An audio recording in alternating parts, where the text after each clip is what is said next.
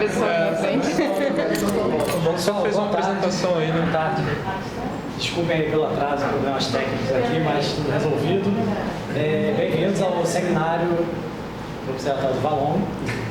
O seminário do Observatório do Valongo.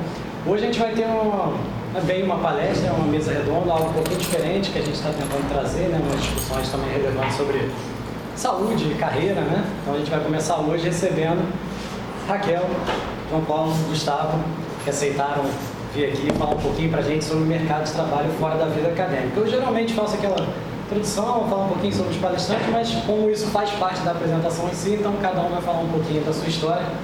Bem-vindos de volta, sempre um prazer tê-los aqui no Valongo. Obrigado pelo convite. E aí vocês, bom, a gente vai começar com a Raquel e depois vocês definem a ordem. Cada um vai falar um pouquinho sobre a trajetória e depois a gente vai abrir para a discussão e para o debate, tá? Bom, acho que todo mundo me conhece, quase, eu passo o mundo. Raquel.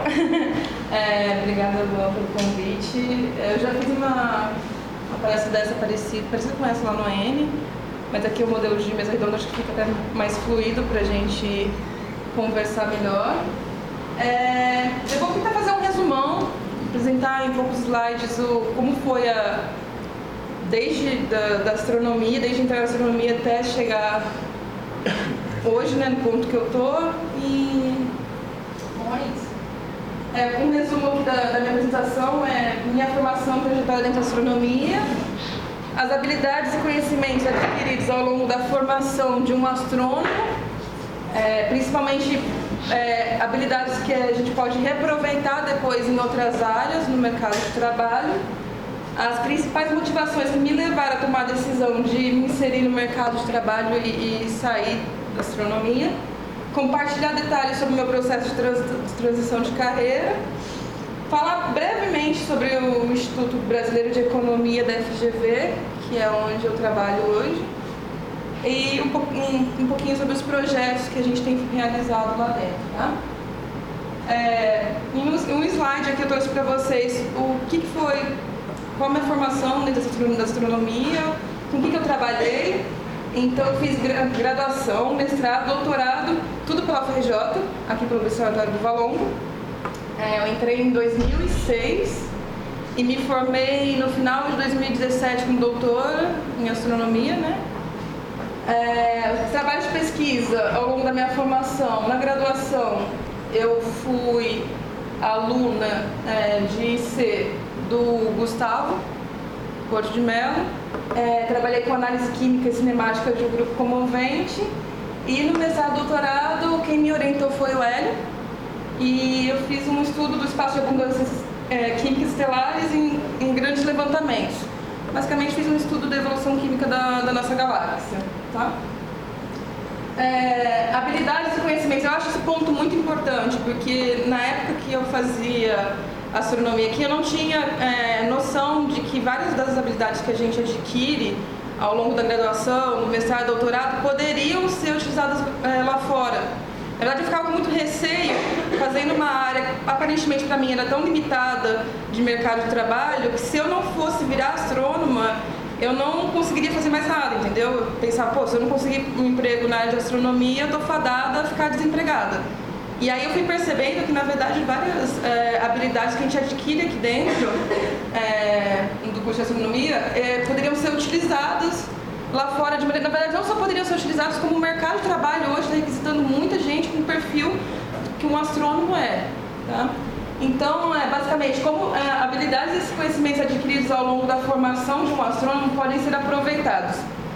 Então, como eu falei, essas habilidades elas são fortemente requisitadas em diferentes áreas do mercado de trabalho. Quais são as habilidades? Eu elenquei aqui as que eu tenho e que eu percebi que o mercado de trabalho estava solicitando, mas tem outras diversas que você observa bastante o pessoal que trabalha com ciência. Então, ter um conhecimento em programação, seja qual for, eu tenho mais em Python, mas a gente tem um grupo forte lá no IB também de R, tem uma galera também que programa em outras linguagens. Então, assim, se eu pudesse dar um conselho muito, muito forte para vocês, independente de vocês continuarem na área de astronomia ou não, aprendam a programar, foquem mesmo ganhar conhecimento em programação. Primeiro para auxiliar muito na vida de vocês acadêmica. Acho que eu não vejo hoje, não sei se tem gente, mas assim, eu não vejo hoje como fazer astronomia pensando em dados observacionais sem saber programar, né?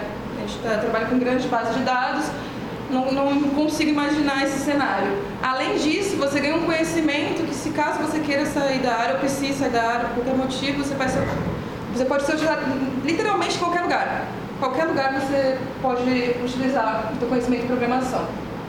Análise de Big Data, então também o mercado está precisando muito disso. A gente consegue tratar grandes bases de dados, obter algum tipo de informação através delas. Conhecimento em estatística, mesmo básico, sabe? Tem lugar que eles pedem básico mesmo, média, mediana, calcular um desvio padrão, coeficiente de variação, coisa às vezes bem trivial.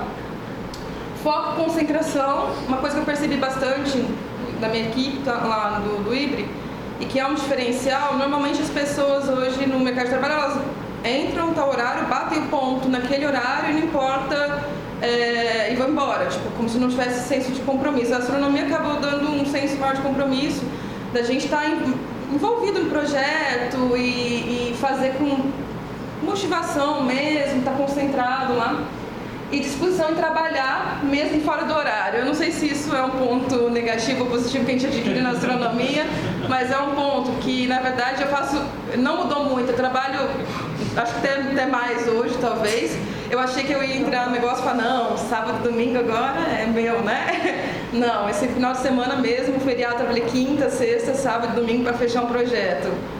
Faço muita hora extra, mas é também porque, no geral, a maior parte das empresas estão trabalhando com um número inferior de pessoas do que elas estão trabalhando. É o caso da FGV também. Mas é paga, né? Quem está perguntando? Não, pelo menos é pago. Você ganha pelo... Não, óbvio, né? Bom, óbvio não. Não, mas pelo menos em alguns lugares que eu conheço funciona como banco de horas. Alguns pagam hora extra, lá não tem banco de horas na FGV. Então, se você faz hora extra, de fato você recebe como hora extra. E o que é bom, tipo, no final de semana, já levantando o negócio, no final de semana de feriado você ganha o dobro, né? Então...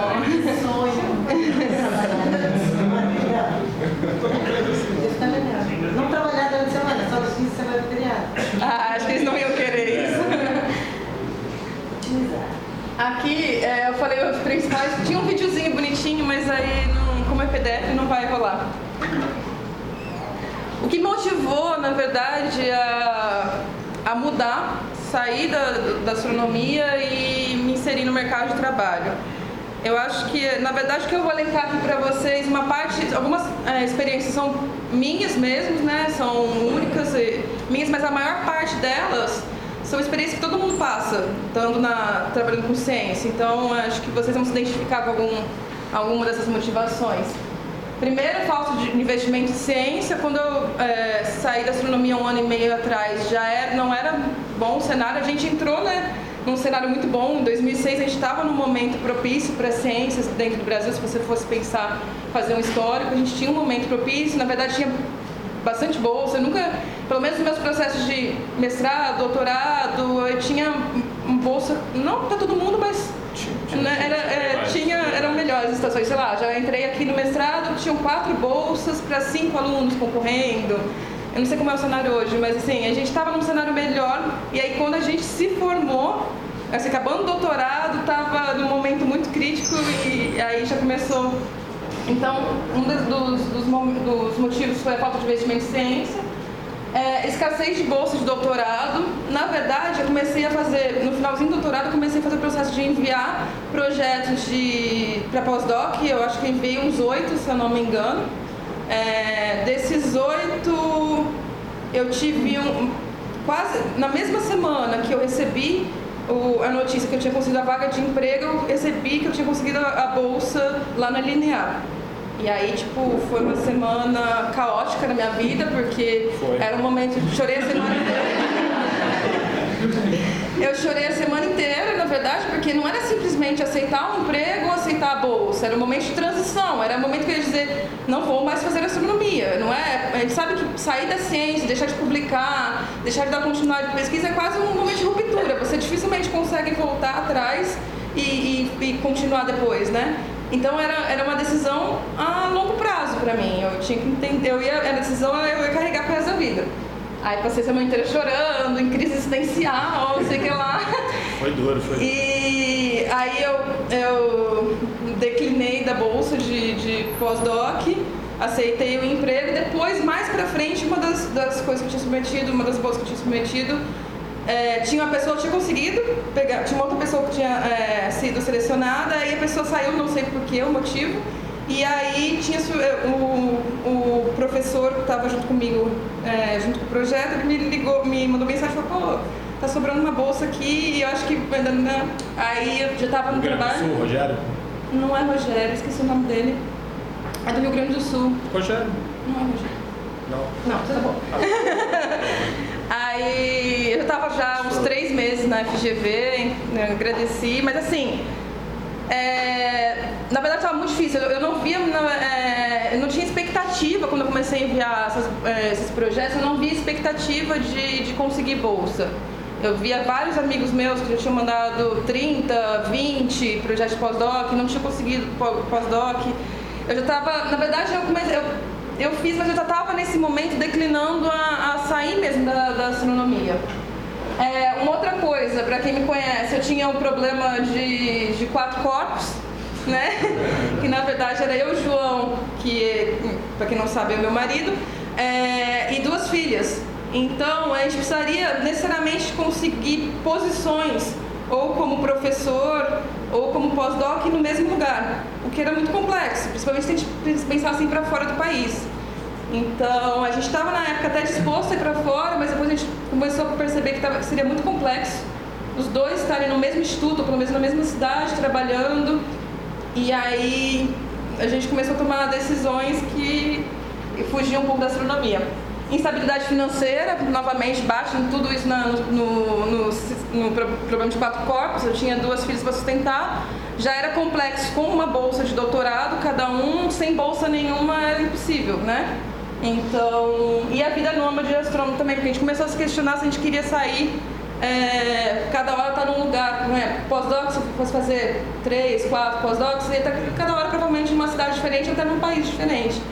A gente começou a se questionar se a gente queria essa vida pra gente. Você tem que estar disposto, são coisas que você tem que estar disposto a fazer. Se você está na astronomia e não quer ter essa vida nômade, você vai ter que ou se ajustar ou repensar, né? Falar um pouco sobre o processo de transição de carreira. Acontece, no final do doutorado já comecei a me questionar bastante se eu queria continuar na astronomia, por todos os motivos que eu falei anteriormente. E aí eu comecei a tomar alguns passos me direcionando a sair da academia, caso fosse possível. Primeiro ponto que eu fiz, primeiro que é o mais importante, parece besteira, mas é o que abriu um monte de coisa, fazer um perfil no LinkedIn. Eu não tinha perfil no LinkedIn, e acho que foi tipo uns 4 meses, 3 meses antes de defender, 2, não sei. Eu fiz um perfil no LinkedIn. Depois era montar um currículo adequado para o mercado de trabalho. Gente, não mandem nunca, se um dia vocês forem sair da astronomia, não mandem Lattes para uma empresa, pelo amor de Deus. Eles vão olhar aquilo para você, já não vão nem ler. Eles eliminam já. Eu sei porque eu já participei de processo seletivo de vaga dentro da FGV e eles não leem nenhum currículo com mais de 3 páginas. Não leem. Que vai ter 10, 20, 30, a não ser que seja uma vaga assim, sei lá, o superintendente, não sei das quantas, o diretor, tal. Se não for para isso, eu até leio, mas ele já tinha uma vaga para engenharia de dados, acho que foi. Mandou, acho que tinham 10 páginas. Um cara excepcional, assim, muito, muito bom, sabia? Eu li inteiro, né? Mas assim, o pessoal não lê, e você já começa a ser excluído da seleção por conta do currículo. Então, montar o currículo não só mais enxuto, mas também visualmente, esteticamente, mais adequado para o mercado de trabalho de fora. Outra coisa que foi uma mega transição na minha cabeça era começar a entender como as habilidades que eu tinha como as habilidades que eu tinha poderiam ser inseridas no mercado de trabalho. Eu não tinha noção ainda do que eu podia fazer com o que eu sabia. Aí eu comecei a procurar as vagas no LinkedIn e tava, pô, isso eu sei, isso eu sei, isso eu sei, isso eu sei. E aí quando eu via, dava um match de perfil da vaga quase completo ou completo, entendeu? Mas assim, não tinha noção nenhuma antes disso da possibilidade de sair. Fiz submissão para muitos processos seletivos, eu acho que foram em torno de 30 currículos que eu mandei. A maior parte deles pelo LinkedIn mesmo. Foi lá no Vagas no LinkedIn. Revisei algumas das habilidades que eram pedidas. Por exemplo, eles pediam algumas habilidades que eu não trabalhava. Eles pediam bastante machine learning, por exemplo. Eu trabalhei com hierarchical clustering, algumas coisas de PCA e tal, mas tinha uma infinidade. Machine learning é um mundo, né? Eu trabalhei com duas coisas no doutorado e tem um mundo aí de machine learning. Aí eu pedia K-means, eu pedia deep learning e outras habilidades. Então eu comecei a dar uma estudada, uma lida, porque falei, bom, se eu vou me inserir nisso, eu tenho que estar pelo menos entendendo o que eles estão pedindo, né? Como eu falei, eu mandei 30 currículos num período de 4 meses. Comecei perto de dezembro, acho que foi novembro, foi perto da minha defesa. E eu fui selecionada até o final para 3 processos seletivos. Esses 3 que eu coloquei aqui foram aqueles que eu fui até o final mesmo. No Itaú, eu fiquei entre os 12 últimos para 2 vagas, acho que era. Mas aí eu acabei não fazendo porque saiu o resultado na mesma semana também. Uma coisa de louco. Saiu a mesma semana do IBRE, então aí eu já estava empregada. A CPFL também é bem legal, eles estavam montando um grande grupo de programadores em Python lá, era bem legal a ideia do projeto deles. Também cheguei no final entre os 3 últimos. E o IBRE, que é onde eu acabei entrando. Na verdade, os 2 de cima, a vaga era para cientista de dados mesmo, era esse o nome da vaga. No IBRE FGV, como eles não estão... Na verdade, a maior parte do pessoal lá é mais antiga. Você tem economistas muito importantes, mas com 50, 60 anos. Então, não existe essa vaga de cientista de dados lá, porque eles estão ainda passando por um processo de inovação lá, reestruturando. Eu entrei com uma outra vaga, que era assistente de pesquisa. E aí hoje, depois de um ano e pouco, eu virei supervisora de uma equipe de inovação. Aqui eu tenho, vocês vão reconhecer algumas pessoas, né? Tem o Walter, tem a Natasha, a Raíssa, que também acredito que vocês conhecem, o Beethoven, que era lá do ON, eu não sei se vocês conhecem. Eu tô lá. Eu fiz legal que eu fiz essa figura porque começou, na verdade, só eu no IBRE como astrofísica. Eu era a única astrofísica e, no entanto, eu subia no elevador, sempre tinha mas por que uma astrofísica no IBRE e tal? O diretor do IBRE veio conversar comigo e me questionar por que tinha uma astrofísica lá no IBRE. Porque são basicamente o corpo lá é composto de estatísticos, economistas, engenheiros, né?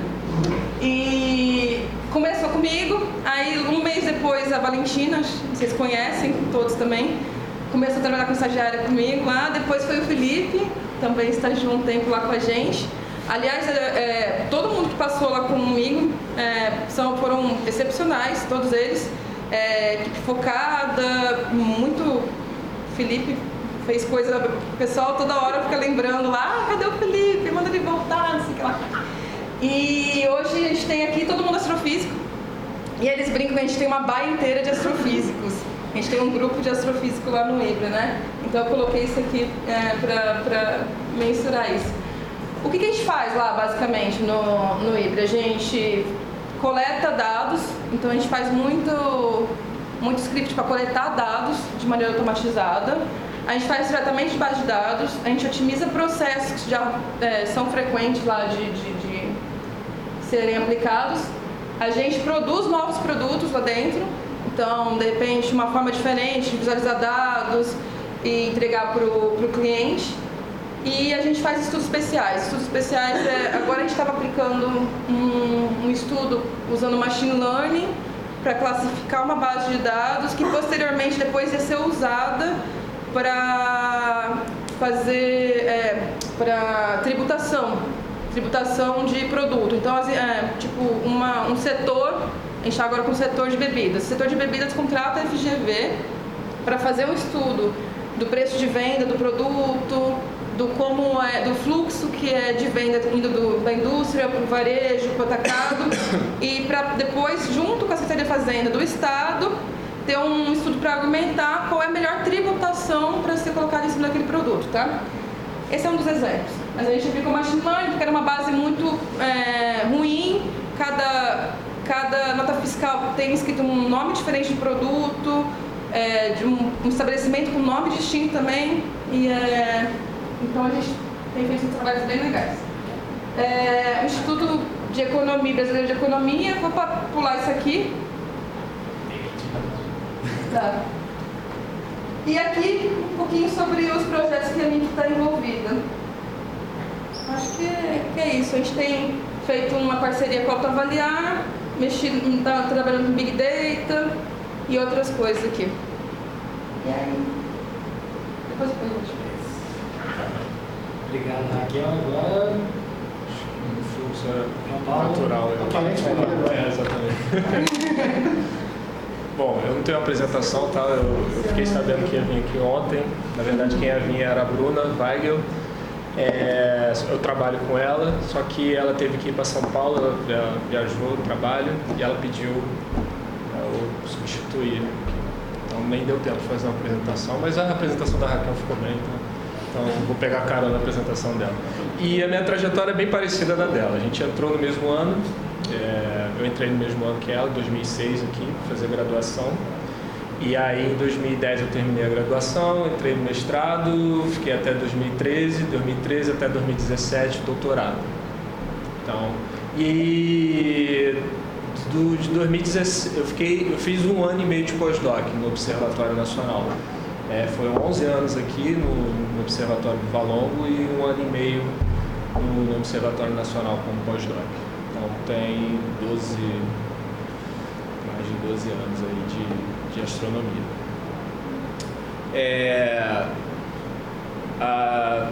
Então o que me levou a sair, né, da astronomia foi basicamente do que a Raquel tinha comentado, a questão de família. A gente tinha um problema desse problema de 4 corpos aí, que se eu arrumasse um emprego em outro lugar, teria que conciliar essas questões de estar junto, tá, com a família. Era complicado. E eu fiquei. E tem uma outra questão também que eu pensei quando eu estava no pós-doc, no profissional o próximo passo do pós-doc até se tornar um professor. Então eu fiquei pensando o que faltava. E pelo que faltava e o que eu era na época, eu cheguei numa conclusão que eu não estava mais disposto a fazer aquilo. Eu olhei assim e falei, precisava de pelo menos... Era bom ter um pós-doc fora, um profissional que quer se tornar um professor, é bom ter um pós-doc fora, e era uma coisa que eu não queria fazer. Eu olhava assim e falei, não quero fazer nada fora, eu quero ficar no Brasil. Então meio que eu sentenciei a minha carreira nisso também. E foi determinante também da questão financeira. Né? Era uma coisa que, apesar da minha bolsa ela era de 3 anos, eu estava renovando ela em 3 meses. Isso me frustrava bastante. 3 meses renovando a bolsa e eu só tinha garantia de 3 meses,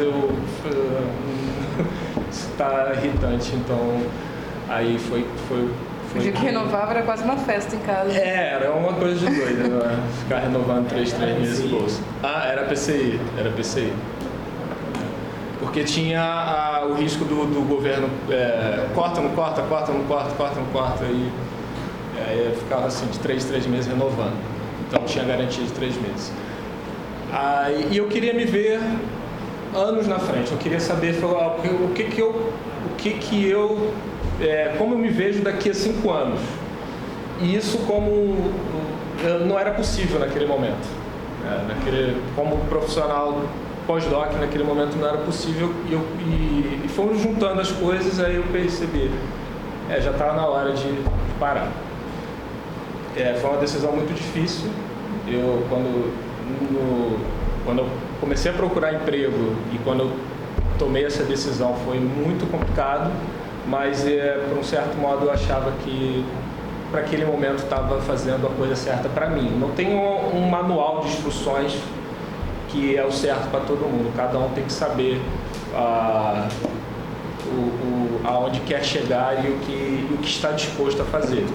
Isso é muito individual, né? Para mim, principalmente por questões familiares, eu decidi parar.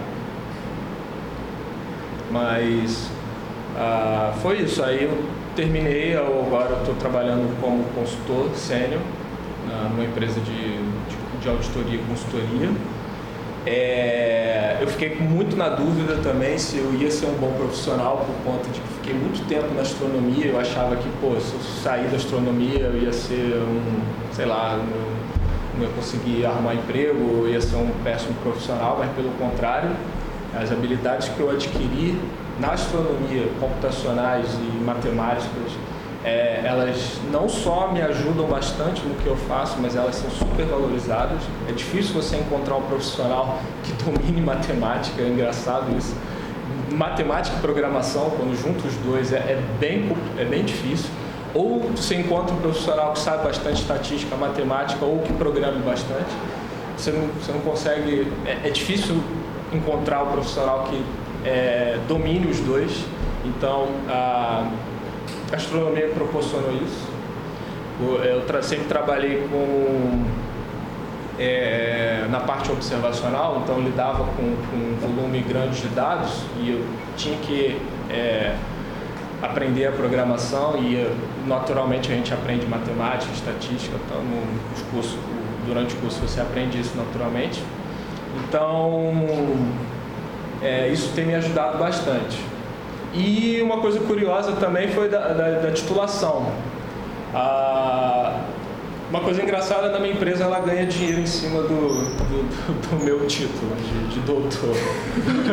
Ela ganha dinheiro em cima disso. Ela vende projetos mais caros porque tem um doutor trabalhando no projeto. Eu nem participo do projeto, mas potencialmente pode ter.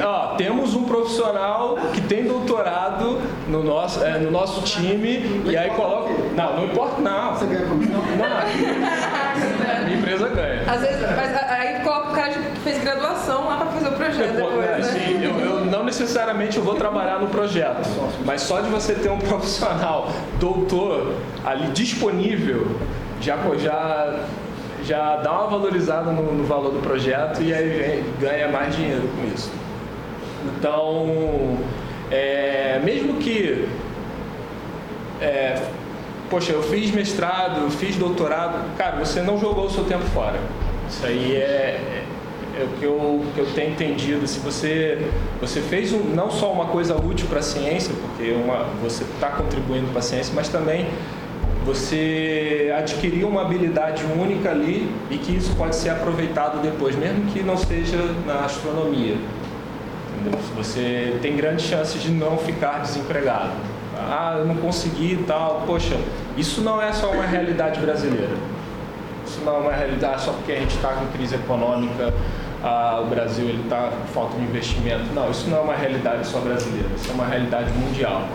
Se formam muito mais profissionais do que se é absorvido. Como é que as universidades, os institutos de pesquisa absorvem. Isso é uma realidade mundial. E você pode ver o histórico dessas pessoas, a trajetória dessas pessoas, não só do Brasil, elas conseguem empregos em outros lugares. E até com uma certa facilidade em comparação a outros candidatos, entendeu? Que não têm uma pós-graduação. Então, eu acho que a mensagem que eu queria deixar era essa, que você, para os alunos, que eu sei que às vezes desanima a gente pelo menos eu gosto de ver o futuro, assim, o que eu vou ser daqui a